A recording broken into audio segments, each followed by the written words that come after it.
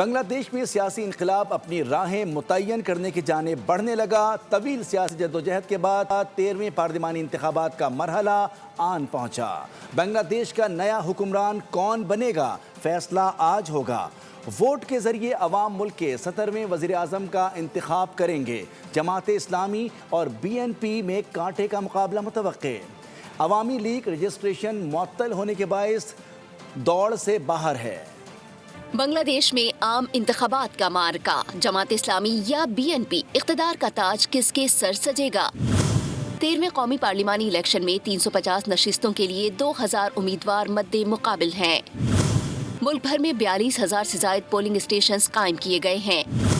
Registered voters کی تعداد 12 کروڑ 76 لاکھ سے زائد ہے، جن میں تقریباً 6 کروڑ 47 لاکھ مرد، 6 کروڑ 28 لاکھ خواتین شامل ہیں۔ پورے ملک میں سیکیورٹی کے غیر معمولی انتظامات کیے گئے ہیں۔ 45,000 سے زائد ملکی اور تقریباً 350 غیر ملکی مبصرین کو الیکشن آبزرویشن کی اجازت دی گئی ہے۔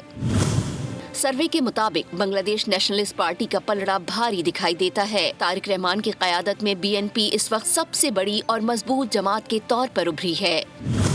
تاہم برسوں کی پابندی کا سامنا کرنے والی جماعت اسلامی BNP کو سخت ٹکر دے رہی ہے۔ جماعت اسلامی کی قیادت میں 11 جماعتوں کا اتحاد میدان میں ہے۔ طلبہ تحریک کے رہنماؤں کی جماعت نیشنل سٹیزن پارٹی بھی جماعت اسلامی کے اتحاد کا حصہ ہے اور نوجوان ووٹرز میں مقبول ہے۔ شیخ حسینہ کی جماعت عوامی لیگ رجسٹریشن معطل ہونے کے باعث اس دوڑ سے باہر ہے۔ ماہرین کے مطابق 2024 کی تحریک کا ایندھن بننے والا نوجوان طبقہ اس الیکشن کا فیصلہ کن عنصر ہے۔ انتخابی نتائج کے اثرات صرف بنگلہ دیش تک ہی نہیں بلکہ سرحدوں کے پار بھی محسوس ہوں گے۔